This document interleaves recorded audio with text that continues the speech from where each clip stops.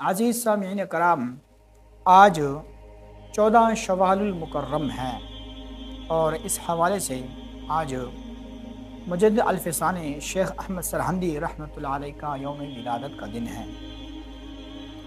تو میں نے سوچا کہ آئیں آج کچھ اپنے بزرگوں کی یادوں کو تازہ کریں۔ عزیز سامعین کرام، شیخ احمد سرہندی المعروف مجدد الفسانی، آپ کا مکمل نام شیخ احمد سرہندی ابن شیخ عبدالاحد فاروقی ہے اور آپ کی پیدائش 26 جون 1564 میں ہوئی۔ آپ نہایت ہی صوفی اور عالم بعمل شخصیت تھی۔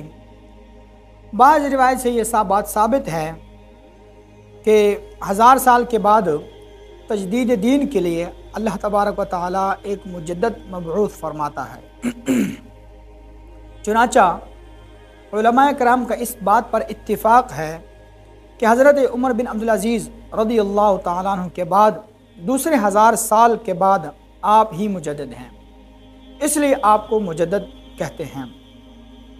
اسی طرح آپ کے اور بھی بہت سے القابات ہیں: قیوم ملت، خزینۃ الرحمہ، محدث رحمانی، غوث سمدانی، امام ربانی، المجدد، المنور، الفسانی، ابو البرکات، شیخ بدر الدین احمد فاروقی نقشبندی سرہندی، یہ آپ کے القابات ہیں۔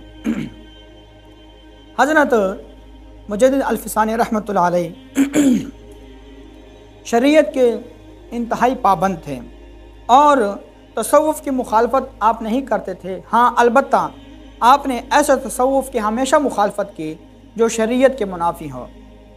آپ نے ہمیشہ اس تصوف کو ترجیح دی ہے، اس تصوف کو آپ نے مانا ہے کہ جو اللہ اور اس کے رسول کے مطابق ہو۔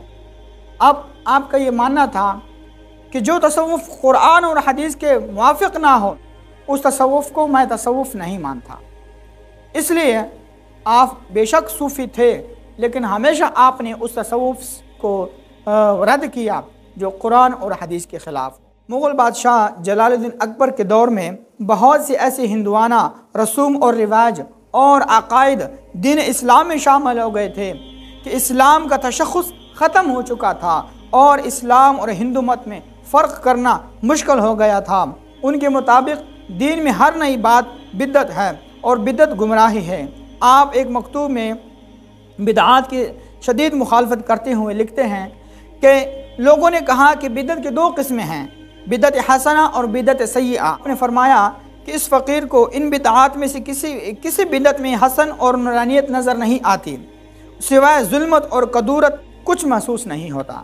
گویا آپ نے تصوف کے ساتھ ساتھ دین کا بھی پرچار کیا، اسلام کا بھی پرچار کیا، اور جہاں پر اسلام کو آپ کی ضرورت تھی، جہاں پر آپ کو یہ بات محسوس ہوتی تھی کہ یہاں پر خرابی آ رہی ہے، تو اس وقت کے جو بادشاہ تھے آپ نے ان سے بھی ٹکر لی۔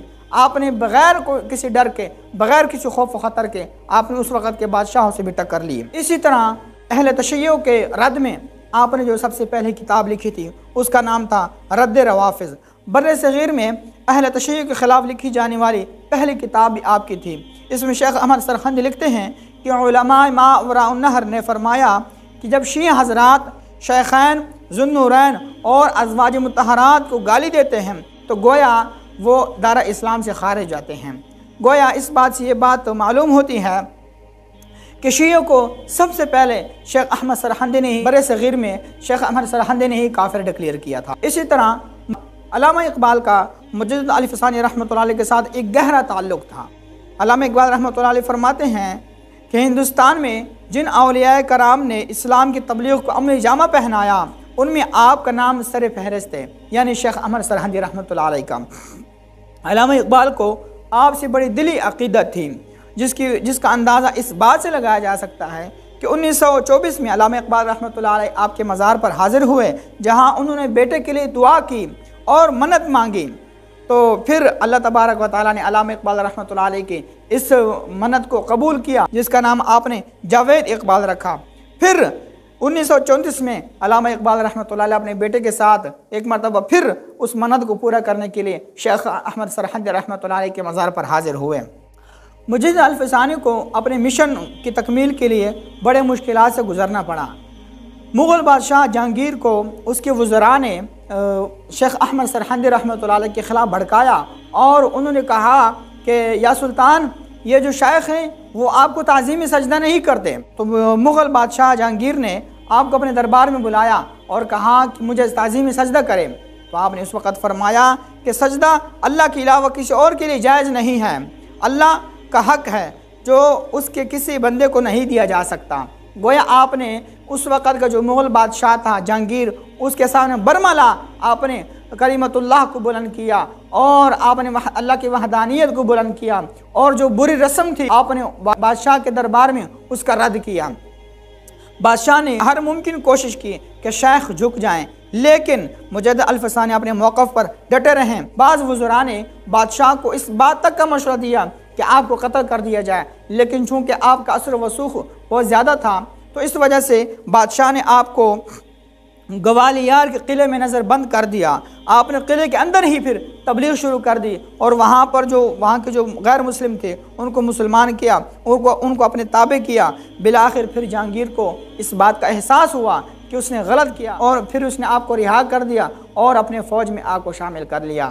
عزیز سامعین کرام، تو آج میں نے آپ کے سامنے شیخ احمد سرہندی مجدد الفسانی رحمۃ اللہ علیہ کے چند باتیں میں نے آپ کے سامنے پیش کی ہیں۔ اللہ تبارک و تعالیٰ سے دعا ہے کہ ہم سب کو شیخ احمد سرہندی رحمۃ اللہ علیہ کے نقش قدم پر چل کر اپنی زندگیاں بسر کرنے کی توفیق عطا فرمائے۔ وآخر دعوانا ان الحمدللہ۔